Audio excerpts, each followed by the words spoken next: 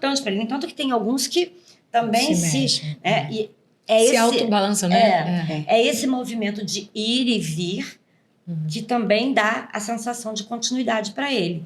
Então, o balanço para a criança que tem autismo também é muito regulador. Então, já vou aproveitar, né? Porque tem o grudar na parede, ficar preso na parede. Eu já posso imaginar o que você vai responder, mas acredito que todos esses movimentos têm o mesmo objetivo, não tem? O mesmo objetivo. Por que eles gostam tanto de grudar na parede? Continuar existindo, né? Se sentir... Assim, eu me lembro muito de umas coisas que a minha mãe fazia e que, né, não era proposital. Tipo, tinha uma prima que ruía a unha. Já dava logo um tapa assim. Não pode. E aí, não que essa prima nem desenvolveu autismo, mas provavelmente ela tinha uma ansiedade grande, né? Então, não é assim. E antigamente era isso, né? Tira a mão da boca, né? Então, a gente tem que saber qual é a função, né, daquele comportamento, daquela ação, né, para aquela pessoa. Toda ação tem uma reação, tem um objetivo, né? A gente não faz nada porque a gente quer, porque tem algo por trás, né? É isso. Eu estou aprendendo muito. E você? E você está aprendendo? Eu estou. E, Fernanda, e como é que esse tratamento vai ajudar essa criança autista? Então, a gente fala muito, por exemplo, no caso do autismo, né, de nível de suporte mais alto, que ainda não adquiriu a fala... É o 3, é isso? Agora eles estão até estudando... Tem mais, né, agora, isso. É justamente isso, é começar buscando o olhar dessa criança, né? Mas é como eu falei, não é um trabalho rápido. E o desafio maior, que no meu caso eu acho, são com os pais. Primeiro porque também uma terapia não é barato, né? É uma coisa que você precisa fazer toda semana, talvez 2 vezes na semana. Dispor de tempo, né? E além da terapia, a criança ainda precisa ir para fono, precisa ir para terapia ocupacional, precisa... Então, né? E aí, esse trabalho, dentro da psicanálise do sensível, eu não vou te enganar, é um trabalho muito mais longo do que o trabalho realizado, por exemplo, pelo método ABA, né? Que não se atém tanto a essas questões. Então, eu digo que a gente deveria ter vivido lá na época do Freud, né? Porque não é uma construção rápida, sabe? Foi muito tempo que ele demorou para desenvolver essas ações para assegurar a existência dele. Então, para ele ir abrindo mão dessas ações, ele tem que estar muito seguro, para a gente não desencadear uma crise nele, né? Nessa criança. Em vez de tratar, vai estar prejudicando, talvez, né? E o papel dos pais nessa situação toda? Eu digo também uma coisa, né? Que ainda hoje as mães são muito mais implicadas do que o pai. Não é... Nunca é sempre... Nem sempre é sempre nunca, né? A gente tem como é que eu posso dizer? A gente tem algumas... Gente, esqueci a palavra agora. Algumas exclusões, né? Tem alguns pais que participam.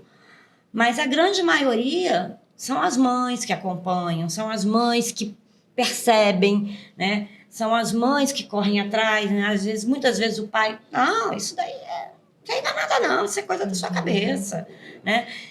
Por exemplo, tinha uma criança que batia muito a cabeça na parede e no chão, né?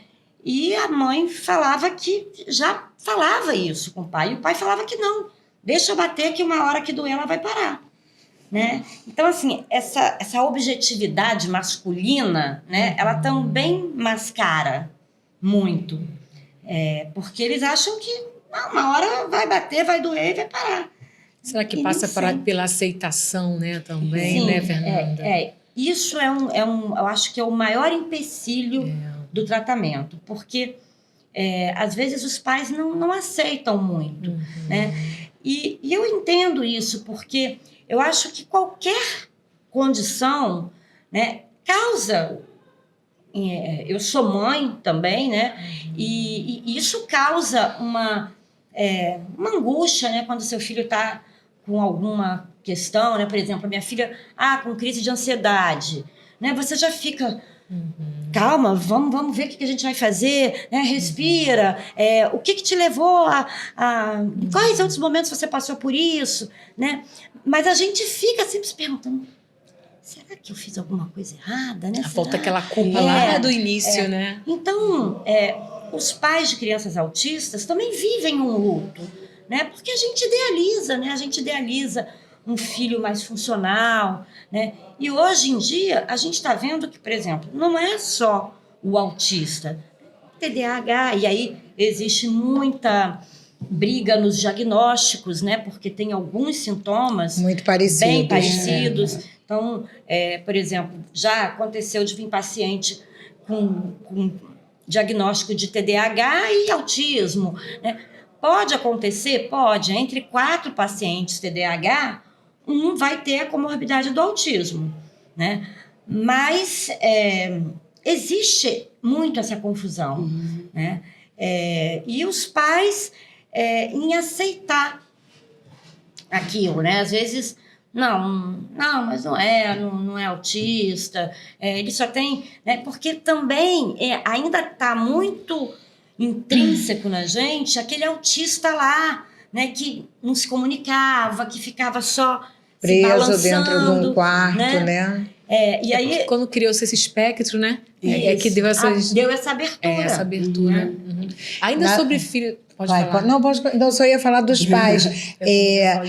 Vai falar dos pais? Eu só acho assim, teria que ter também uma ajuda, um projeto para acolher esses pais. Porque quando a gente é pai, mãe de uma criança autista, independente do suporte, porque eu também já vi várias questões no suporte 1, e a gente acaba adoecendo. Então, se você não tem bons amigos, boa família, se você não tem bons livros, né? Dinheiro, estudo, você acaba sucumbindo. Sim. Porque não é uma coisa simples, viu, gente? Ser pai, mãe de autista, seja ele no suporte que for, não é simples. Precisa de ajuda.